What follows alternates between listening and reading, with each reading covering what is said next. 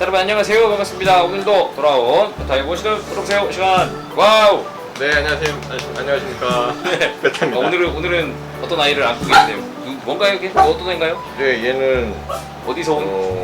네, 유기견이에요. 유기견이에요? 네, 이렇게 이쁜 유기견도 있습니다. 오, 귀여운데? 네, 누가 버린 걸까요?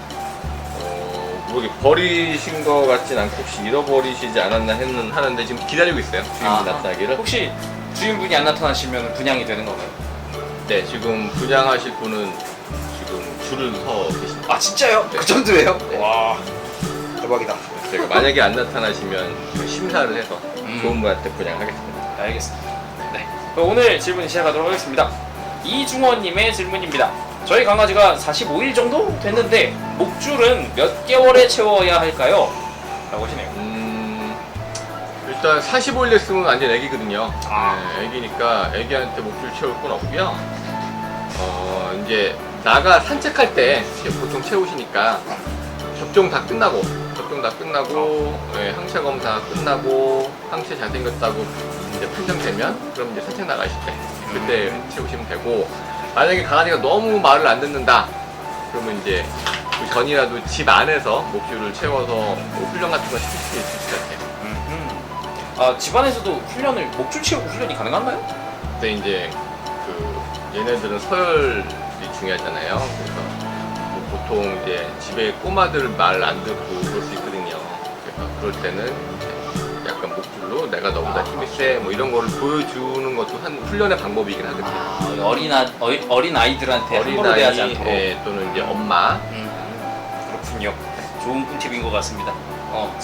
대신에 이제 접종 다 끝나고 항체 검사까지 끝난 다음에 산책 때만 세워주시는 걸 추천합니다. 다음 질문입니다. 큐티 밀크님의 질문입니다. 날씨가 더워져서 털을 싹 깎았는데 등에 어떤 검정색 점 같은 게 있어요. 뭘까요? 피부병인가요? 알려주세요. 라고 하십니다.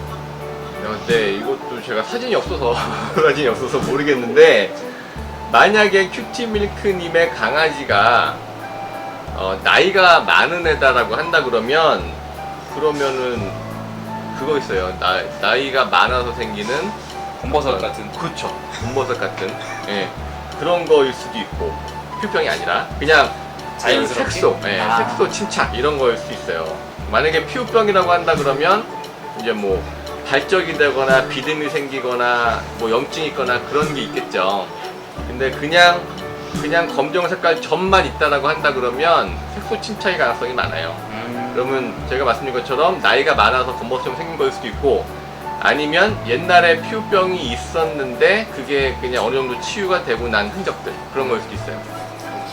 네.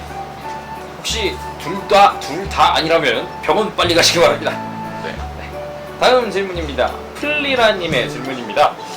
저희 강아지가 8개월 된 강아지인데요. 몇 달 전부터 뒷다리가 휘어져 있어서 병원에 가서 엑스레이 찍어보니까 탈골이라고 하더라고요. 2, 3단계 왔다 갔다 한다고 합니다. 수술을 하라고 하는데 살 빼는 것도 좋다고 해서 살을 빼려고 노력합니다. 3.5kg인 거예요. 그래서 강아지 살을 어떻게 빼야 할까요? 라고 하십니다. 네, 일단 슬개골 탈구라고 보이고요. 2, 3단계 왔다 갔다 한다고 하는 거 보니까 2기 또는 3기. 그러니까 슬개골 탈구가 1기, 2기, 3기, 4기로 나눠지는데 2기에서 3기 정도 왔다 갔다 하시는 것 같아요. 그러면 원칙은 수술이고요. 수술을 안 하실 경우에 살을 이제 안 하신다고 할 경우에 이제 그러니까 살은 무조건 빼셔야 돼요. 수술을 하던 안 하던 살은 무조건 빼셔야 되는데, 우리 애기가 지금 종이 뭔지 3.5kg가 얘 지금 적정 체중인지 살찐 건지 살 빠진 건지를 제가 몰라서, 그러니까 지금 3.5kg가 적정 체중인지 아닌지를 모르겠어요. 지금 제 상황에서는.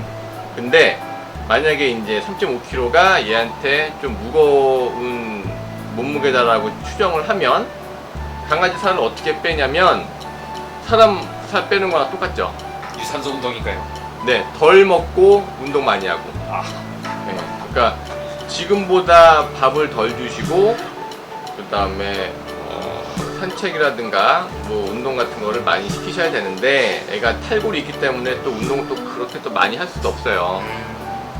그러니까 뭐 많이 뛴다거나 뭐 등산을 한다거나 이렇게 할 수도 없고 그냥 평지를 왔다 갔다 해주시는 정도로 산책을 해주시고 양을 줄이셔야죠. 먹는 양을. 조금씩 줄여나가면 되는 거죠? 네, 먹는 양을 줄이셔서 한 번에 줄이면 안 되고. 이번에 줄이시기도 쉽지 않죠. 그래서 사료 중에 다이어트 사료가 있어요.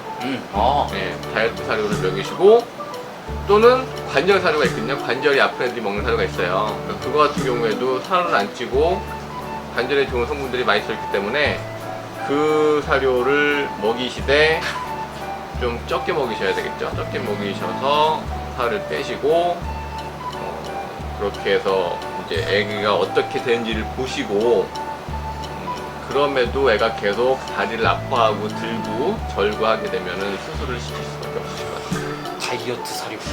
왜 인간에겐 그런 다이어트 밥이 없나요?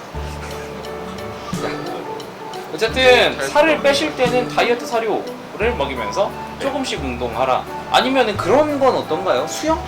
물 위에서 헤엄치고. 그것도 좋죠. 그러니까 물에서 그러니까 강아지 욕조에다 물을 담고 애한테는 그 구명조끼 같은 걸 입히시는 거예요. 더 뜨니까. 네, 그래서 이렇게 잡고 계셔서 얘는 이제 계속 다리 운동을 하고 그렇게 하는 것도 좋은 방법 중에 하나입니다. 물속에서 하니까 관절에는 무리가 안 가는 거고요.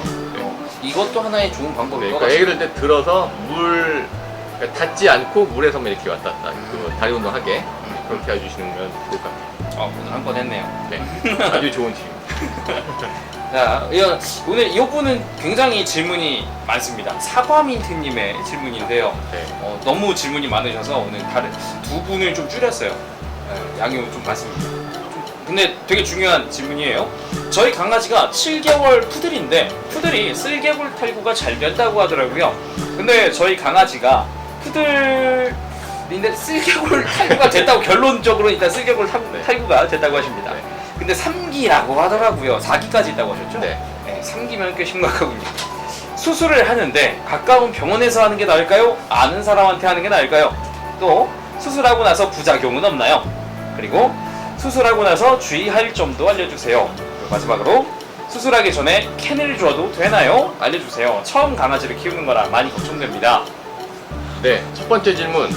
수술을 하는데 가까운 병원에서 하는 게 나을까요? 아는 사람한테 하는 게 나을까요?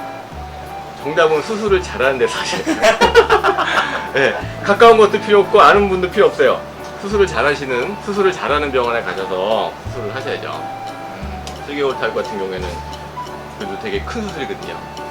그러니까 수술을 잘하는 병원에 가셔서 수술을 하시면 되고 수술을 하고 나서 부작용은 없나요?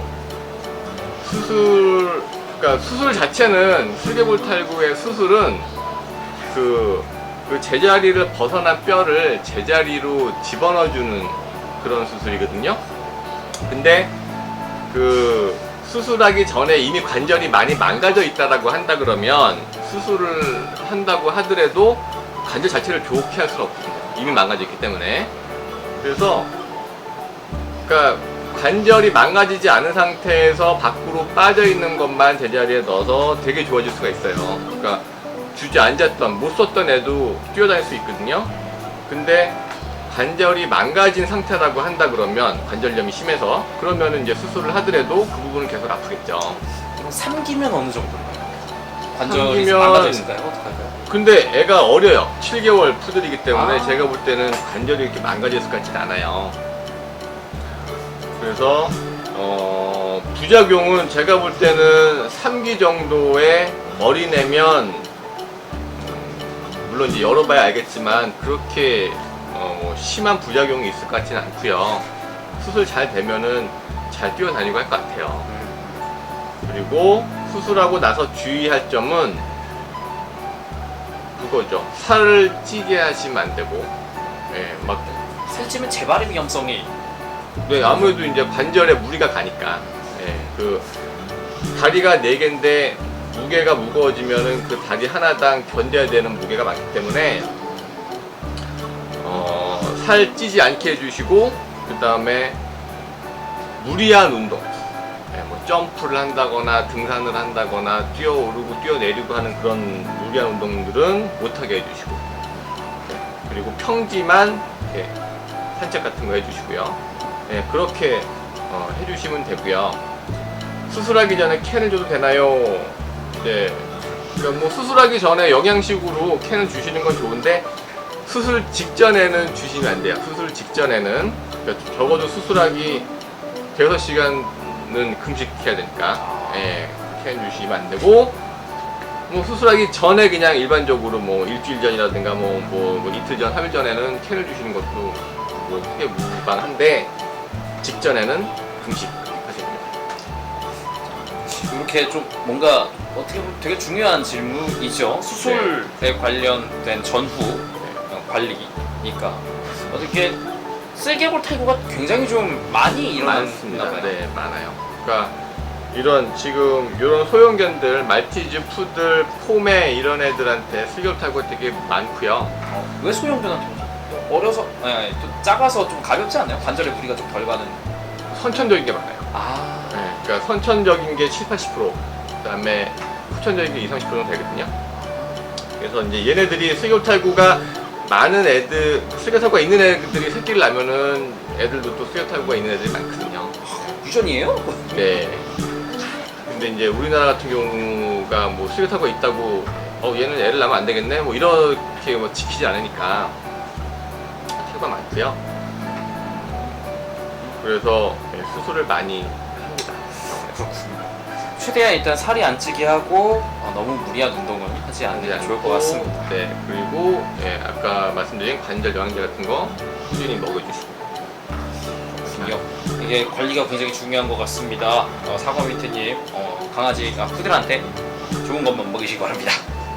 자, 그럼 오늘 질문 여기까지입니다. 오늘도 수고하셨습니다. 네, 감사합니다. 네, 질문을 남기고 싶으신 분들은 이 영상에 댓글로 남겨주시면 제가 선별 후에 배타님에게 또 여쭤보도록 하겠습니다. 오늘도 수고하셨습니다. 배타님, 수고하셨습니다. 안녕. 귀엽네.